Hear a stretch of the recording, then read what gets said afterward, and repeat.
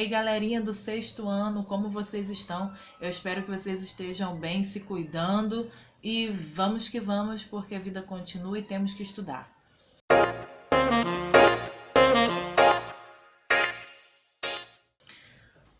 Hoje eu quero falar um pouco daquilo que eu já tinha falado na última aula. A nossa introdução era sobre o desenho e a importância do desenho para o homem. O desenho é também uma forma de comunicação não verbal, mas através do desenho o homem consegue se comunicar. E sempre foi assim. Eu falei, né, dos homens pré-históricos, da Era da Caverna, que faziam a famosa arte rupestre. Eu espero que vocês já tenham pesquisado sobre o assunto, porque é muito interessante. Se você ainda não fez, corre na internet, vai lá e dá uma pesquisada. Tá? Hoje eu vou falar um pouco mais sobre o desenho, vamos continuar nesse assunto, porque o homem ele se comunicava através do desenho, mas o desenho não acontece de maneira desordenada. Existe um padrão, uma ordem que precisa ser seguido. O primeiro item básico do desenho é o ponto. Tudo tem um começo, galera, e o desenho começa através de um ponto. O ponto é um elemento visual muito importante, é o primeiro. É através dele que vão surgir todos os outros elementos visuais, como a linha, que eu vou falar depois a respeito.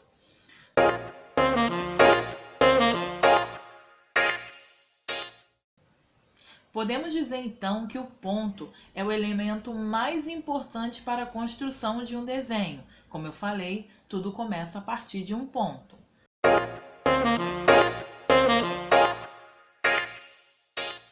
O ponto pode ser classificado em 3 tipos. É o ponto geométrico, o ponto físico e o ponto gráfico. O ponto geométrico é mais fácil de ser identificado. Ele sempre vem acompanhado por letras que vão te levar de um ponto ao outro. O ponto físico, ele tem altura, volume, ele tem forma, tá, galera? E o ponto gráfico, eles são pontos que juntos eles têm uma representação.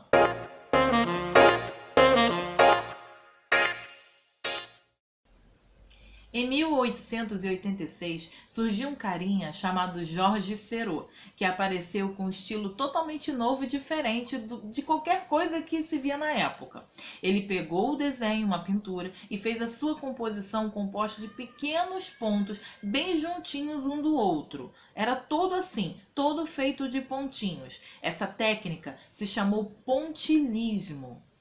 Ele fez a exposição e um crítico francês da época que estava lá vendo a exposição, ele observou e disse: "Uau, isso é muito diferente". E a partir daí, esse crítico francês lançou um novo nome de estilo para a época, que foi neo-impressionismo. O bacana dessa técnica do pontilhismo é que não usava-se misturas, tá? Vamos lembrar das cores primárias, cores secundárias. As cores primárias são as cores puras, aquelas que nós não conseguimos através de nenhuma mistura, que é o vermelho, o amarelo e o azul. O bacana da técnica do pontilhismo é que não tinha mistura. Por exemplo, Georges Seurat queria laranja, então ele não misturava o amarelo com o vermelho. Ele fazia um pontinho amarelo e bem ao lado dele um pontinho vermelho. O espectador vendo ao longe esse quadro tinha a impressão de estar vendo a cor laranja, porque as duas cores, através da nossa vista, misturava e o espectador conseguia ver o laranja. É muito bacana essa técnica. Existe também artistas que fazem um ponto um pouco separado do outro, tá? Mesmo assim, é a técnica do pontilhismo, mas ele já não consegue dar essa sensação de mistura de cores, vendo ao longe, né? Já que eles estão afastados.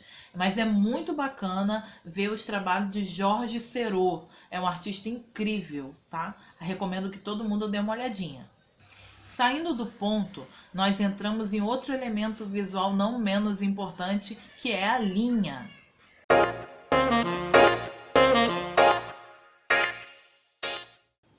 Segundo Wassily Kandinsky, a linha é o resultado de um ponto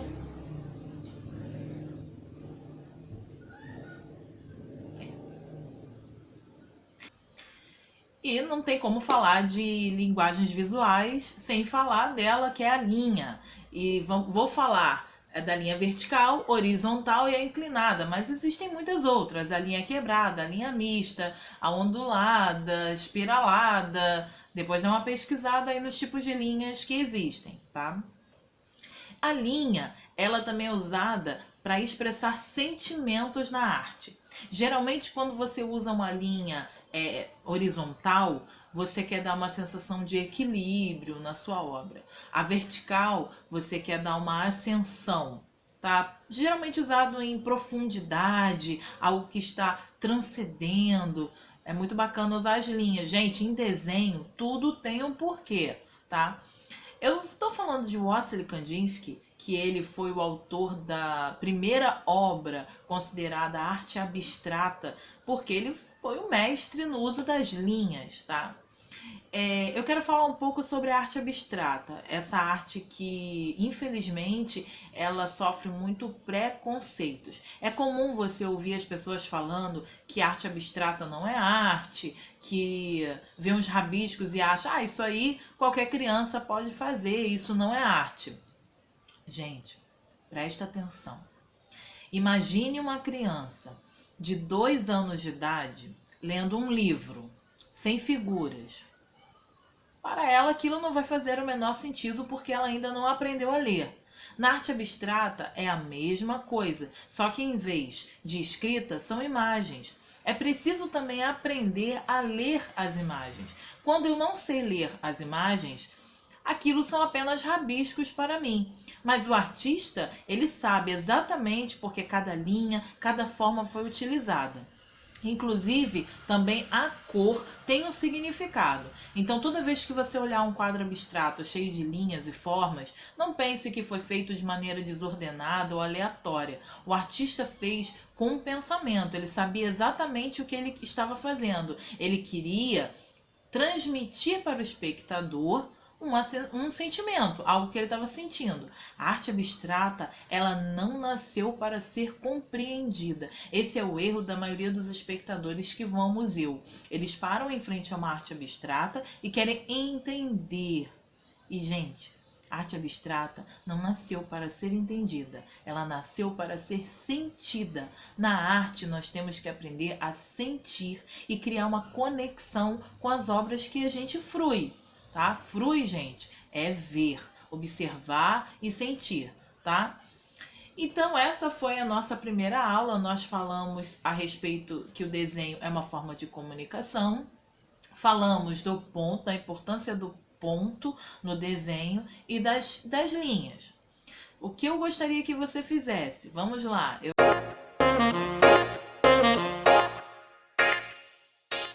quero que você pegue o seu caderno de desenho, sem desculpa, não tem caderno de desenho, pega uma folha em branco, faz no seu caderno com linhas, eu quero o trabalho pronto. Você vai pegar o papel, suas canetas coloridas, seus hidrocores, lápis de cores, o que for, e você vai montar uma obra com a técnica do pontilhismo, tá? O desenho é livre, você pode usar o tema que você quiser, mas utilizando a técnica do pontilhismo.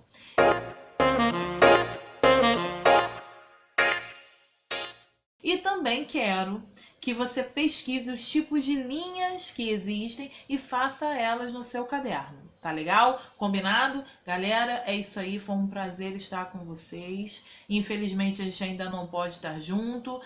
E lembre-se sempre, podemos estar afastados fisicamente, mas estaremos sempre criativamente unidos, tá? Através da tecnologia, não é? A gente usa a tecnologia para jogar papo fora, a gente tem que usar para estudar também, tá bom? Ó, amo muito vocês, tô morrendo de saudade e continuem os estudos. Ah, outra coisa, tá com tempo livre, tá com tempo sobrando, vá produzir arte, vá desenhar, vai pintar, vai fazer escultura se tiver argila em casa.